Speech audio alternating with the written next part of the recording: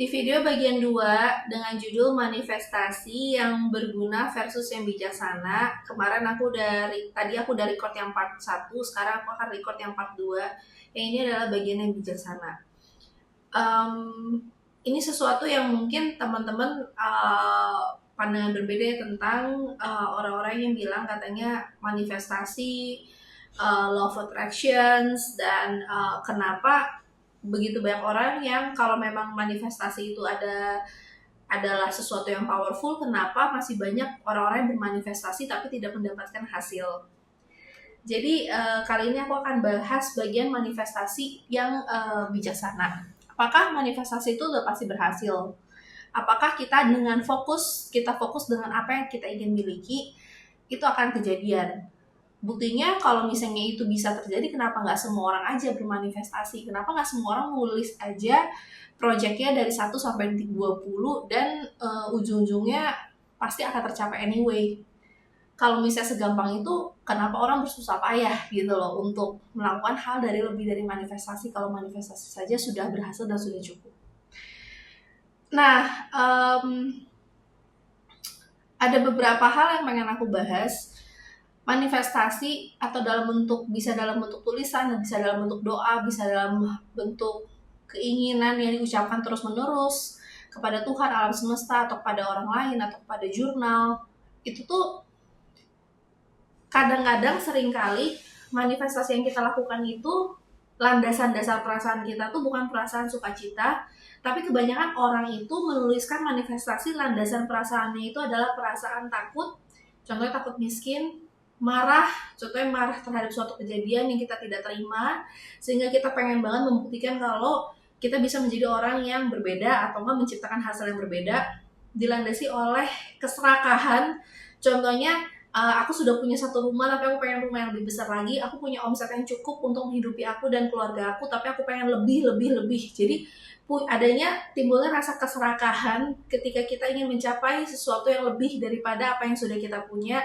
Juga kemelekatan, kayak ketagihan akan pencapaian sesuatu. Nah, perasaan-perasaan yang aku sebutkan barusan ini kebanyakan perasaan yang terjadi ketika kita memanifestasi sesuatu, kita menginginkan sesuatu. Dan kalau misalnya kita bayangkan kita mendapatkan itu, kita memang bahagia. Tapi apakah itu adalah bahagia kekekalan yang kita ingin capai? Kadang-kadang kita sering banget ngomong, saya bahagia kalau saya mencari uang itu bahagia. Kebahagiaannya itu adalah apakah uang memberikan kita kebahagiaan atau perasaan mendapatkan uang yang memberikan kita kebahagiaan.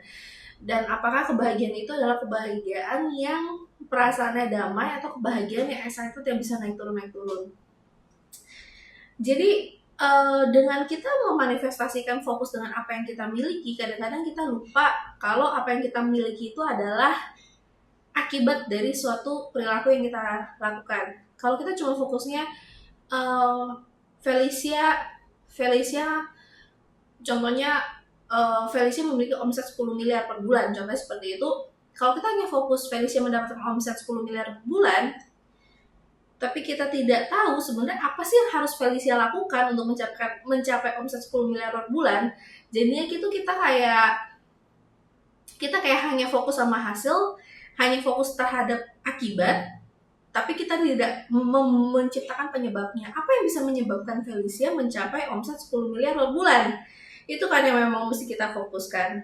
Jadi dalam kata lain seperti ini, kita ngomong tentang perasaan tadi barusan, kita ngomong perasaan, hawa nafsu, keinginan, keserakahan, ketamakan, kemelekatan terhadap keinginan Felicia mencapai omset 10 miliar per bulan, itu landasannya aja tuh sudah landasan yang tidak baik, didasari oleh perasaan yang tidak baik, perasaan yang memang menjauhkan Felicia dari perasaan kebahagiaan yang sebenarnya. Karena kan bahagia itu kan gratitude, merasa cukup, merasa konten, merasa peaceful. Tapi itu semua kalau kita landasi menuliskan manifestasi Felicia mencapai omset 10 miliar per bulan dari landasan keserakahan, ketamakan, kemelekatan, kebencian, dendam, sebenarnya ini yang disebut oleh toxic manifestasi gitu loh. Nah, Ini apakah bijaksana kita bermanifestasi seperti itu? Tentu saja bagi orang yang bijaksana melihat ini bukan sesuatu hal yang bijaksana.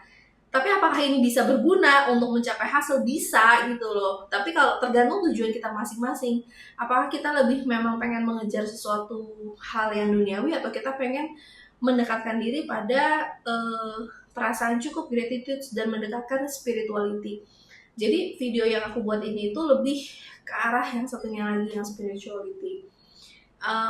Bagi teman-teman yang tidak spiritual atau tidak mau mengeksplor itu, ya cukup didengarkan saja, atau nggak usah dengerin juga nggak apa-apa. Cuman ini adalah pandangan lain dari manifestasi. Yang which is ada juga bagian-bagian yang bisa diimprove cara kita bermanifestasi. Bukan lagi dengan hanya fokus mendapatkan, tapi kita fokus mengadaptasi identitas baru di dalam diri kita. Contoh gini, jika Felicia ingin mencapai omset 10 miliar per bulan, harus menjadi Felicia seperti apa sih untuk mencapai omset 10 miliar per bulan? Pertanyaan pertama itu. Yang kedua, kira-kira sudah ada belum orang yang sudah mencapai omset 10 miliar per bulan yang bisa Felicia pelajari sifat perilakunya, attitude-nya? Nah, setelah itu Felicia coba melihat kira-kira Felicia harus melakukan apa? Aksi apa sih yang harus Felicia jalankan sehingga Felicia menciptakan hasil yang berbeda. Contohnya seperti itu. Jadi kita bukan manifestasi yang dimaksud oleh bagian yang lebih bijaksana ini, bukan manifestasi hasil, tapi manifestasi identitas. Paham ya perbedaannya? Tadi kan manifestasi yang berguna, yang tulisannya hasil Felicia menjalani proses persalinan yang cepat, nyaman, cepat, nyaman, aman, menyenangkan. Contohnya seperti itu. Tapi itu kan mendapatkan kan. Itu adalah akibat. Sebabnya apa? Sebabnya adalah kita harus menciptakan identitas Felicia yang baru dong. Identitas Felicia yang apa nih? Felicia yang berani, Felicia yang relax, Felicia yang sabar, Felicia yang berserah. Contohnya seperti itu. Jadi daripada alih-alih kita memanifestasi hal yang akan yang ingin kita dapatkan, lebih baik kita memanifestasi hal-hal atau identitas-identitas baru yang ingin kita adaptasi sehingga kita bisa menciptakan hal yang berbeda. Karena menurut Albert Einstein, gila adalah mencoba hal yang sama berkali-kali dan mengharapkan hasil yang berbeda. Berarti untuk mendapatkan hasil yang berbeda dibutuhkan cara yang berbeda. Untuk mencapai cara yang berbeda dibutuhkan identitas yang berbeda. Kurang lebih seperti itu. Dan cuma mengandalkan manifestasi dan kita tidak bisa memperbaiki diri kita sendiri, apakah itu bisa menjamin mendapatkan sesuatu? Nah, bagian yang kita bisa berpikir untuk lebih bijaksana dalam bermanifestasi adalah kita harus bertanya landasan perasaan apa yang kita punya ketika kita menuliskan hal tersebut. Ketika kita bermanifestasi, landasan perasaannya itu apa? Karena perasaan itu menentukan kira-kira energi yang kita punya itu seperti apa, dan apakah ini bisa mendekatkan kita dengan kebahagiaan atau malah sebenarnya menjauhkan kita dari kebahagiaan. Jadi kita harus lebih bijaksana dalam bermanifestasi. Apakah manifestasi saya ini landasannya dari kemarahan terhadap orang tua saya, kebencian terhadap orang lain, kebencian terhadap diri sendiri, ketidakterimaan atau ketidakrelaan terhadap keadaan? Nah, itu semua itu manifestasinya itu kurang kayak ibaratnya kalau kita nanam buah, bibitnya aja tuh udah rusak gitu loh, bibitnya tuh udah busuk. Apakah akan menghasilkan buah yang legi dan manis? Tentu aja kita juga harus menanam bibit yang baik, sehingga ketika buahnya tumbuh, buah tersebut itu bisa dinikmati oleh kita dan banyak orang. Jadi pastikan ketika menuliskan harapan, disertai diselarasi dengan keinginan orang lain juga, orang yang kita sayang, keluarga kita, Tuhan. Dan juga pastikan jangan hanya bermanifestasi tentang apa yang kita ingin dapatkan, tetapi tentang identitas baru yang ingin kita adaptasi. Tentunya identitas yang bagus. Nah, ini adalah kalau misalnya kita simplify di rumusnya itu adalah be, do, have. Kita menjadi Felicia yang seperti apa dulu, saya menjadi Felicia yang seperti apa, dan Felicia baru ini akan melakukan hal apa sehingga menciptakan hasil yang berbeda.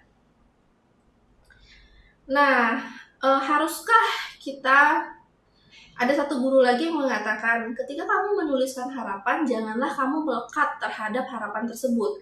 Ibaratnya seperti kamu tahu gak raket yang ada bolanya, bolanya itu kamu ikat ke raket tersebut. Jadi ketika kamu pukul pong, bolanya akan balik lagi ke kamu. Pong, bolanya akan balik lagi ke kamu.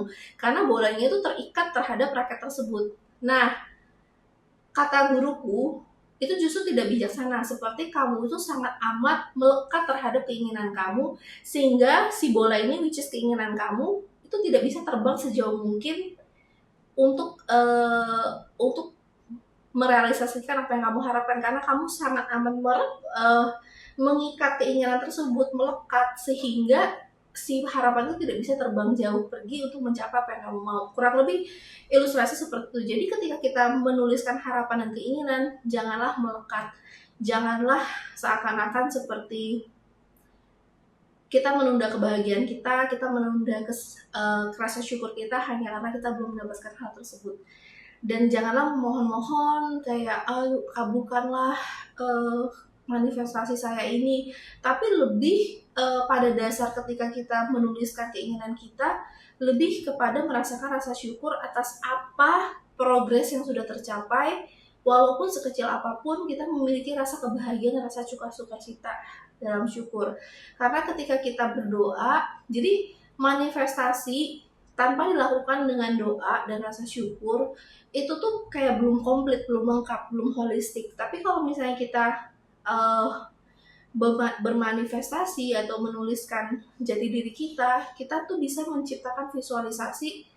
Jadi setelah kita udah nulis nih menjadi orang seperti apa, melakukan hal apa, kita bisa mulai untuk memvisualisasikan diri kita menjadi identitas yang baru, melakukan hal-hal yang baru, dan sehingga menciptakan hasil apa seakan-akan itu sudah terjadi, dan kita merasakan rasa syukur terhadap apa yang sudah dimiliki sekarang dan yang akan dimiliki.